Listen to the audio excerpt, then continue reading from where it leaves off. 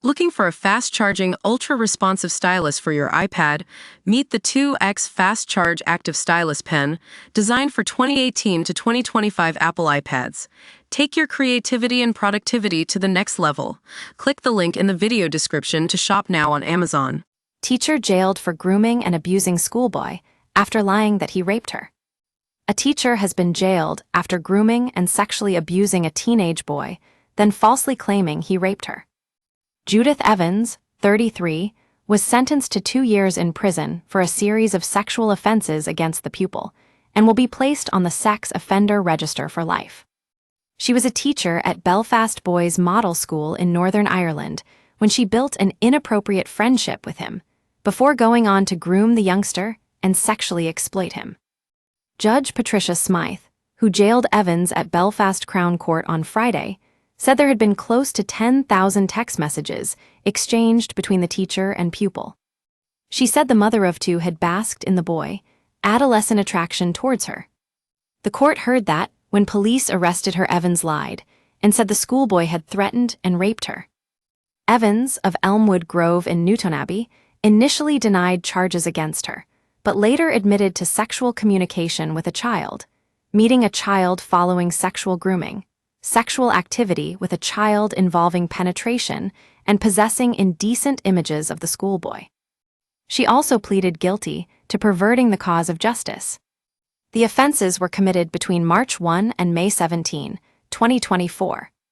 Following sentencing, PSNI Detective Chief Inspector Jill Duffy said, "Evans is a cold, calculating child predator who was in a position of trust and abused that position by taking advantage of a young boy who was her pupil at the time. She preyed on his vulnerabilities and built an inappropriate friendship with the boy before then further grooming him and sexually exploiting him." The messages exchanged between her and her underage pupil were highly sexual and nothing short of sickening. Judge Smythe told the court the child was particularly vulnerable because of family circumstances.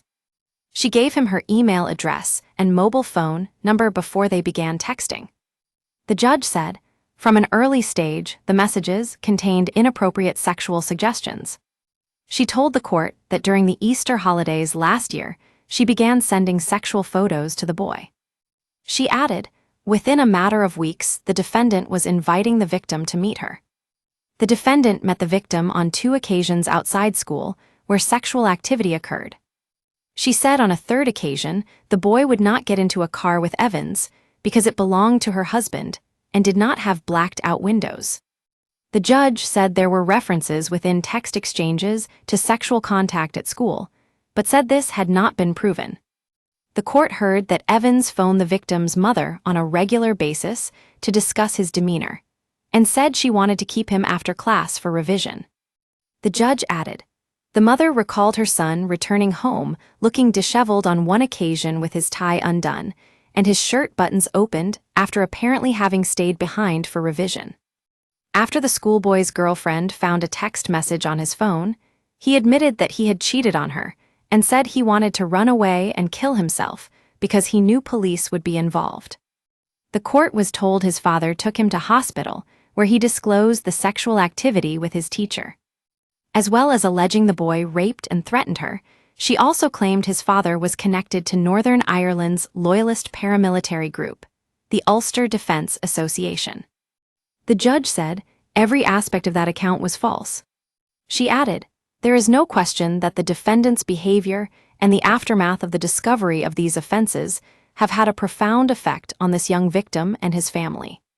She will be disqualified from working with children. The judge said she accepted that Evans is suffering distress because of the offending.